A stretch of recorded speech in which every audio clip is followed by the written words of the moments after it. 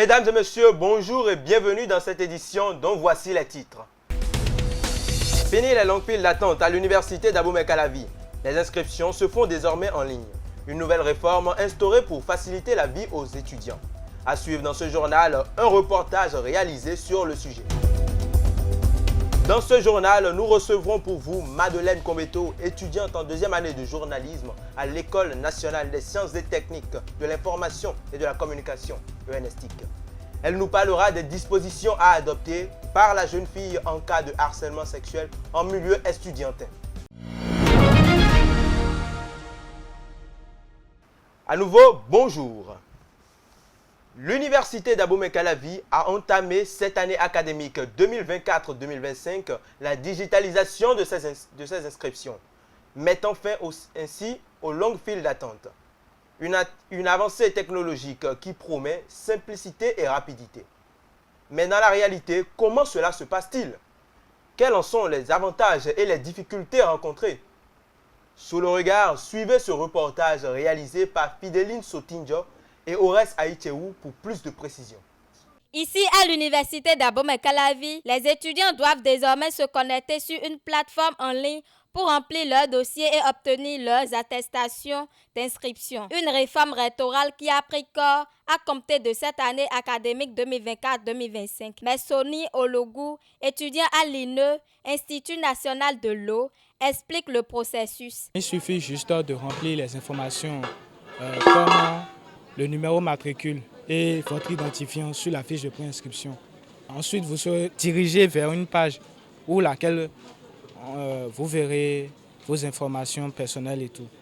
Maintenant, vous devez tirer votre fiche de préinscription suite à la création de votre compte étudiant pour pouvoir payer en cas de boursier les 15 000 et en cas de payant les 400 000 sur le compte de l'UAC. Donc, après cela, vous venez vérifier sur le site si votre versement a été bien confirmé pour pouvoir tirer votre attestation d'inscription. Un processus qui n'est pas sans difficulté. Quand on oublie ses identifiants, on ne parvient pas à aller sur son espace étudiant. Une réforme très avantageuse. Ça leur permet de ne plus faire face à ces difficultés auxquelles nous, leurs aînés, étions confrontés par le passé, où il fallait avoir des piles de documents remplis et tout ça, avec tout ce que cela pouvait comporter comme escroquerie, comme difficulté.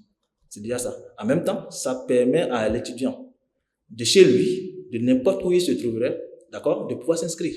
Parce que avant ce processus, avant la digitalisation, il fallait venir juste sur le campus pour pouvoir faire l'inscription. Alors qu'avec aujourd'hui la digitalisation, même si l'étudiant se trouve à Materi, et à Dobo, mais n'importe où.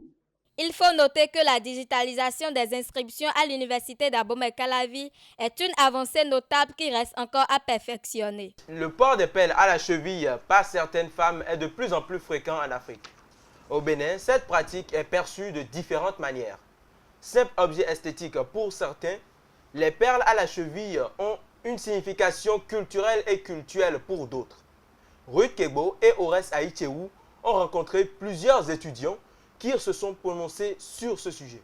Je trouve que c'est un style et puis chacun avait son style. Donc c'est propre à chaque personne, à chaque fille en fait. Dans les civilités, il y a des gens qui portent ça et ça batte leur religion, leurs valeurs et tout. Mais aujourd'hui, le fait de voir les jeunes filles porter ça comme la mode et tout, je trouve que c'est pas trop bien. Que ça vraiment, mais ça met en péril les valeurs, les cultures de notre personne. Je ne veux pas être une fille bien éduquée et porter une chaîne à la cheville. Ça c'est un mauvais exemple pour les jeunes filles d'aujourd'hui. Et on constate que de plus en plus, il y a certaines filles qui le font et vraiment c'est déplorable. Et si au moins les filles peuvent prendre conscience de cela, ça sera vraiment très très très bien pour l'honneur de notre pays. C'est pas toutes les jeunes filles qui mettent ça au pied qui sont vraiment ce que les gens pensent au fait. C'est pas toutes les jeunes filles. Chacun a son style. Et c'est pas parce que l'autre est peut-être un truc du genre que celle qui vient de passer est pareille au fait. Donc je juge personne. Chacun a le droit de faire ce qu'il veut. Mais juste savoir que ce que je fais, c'est mal vu.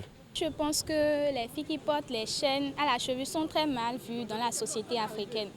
Parce qu'il y a certains qui disent que les filles qui portent des chaînes aux pieds, que ce sont des prostituées.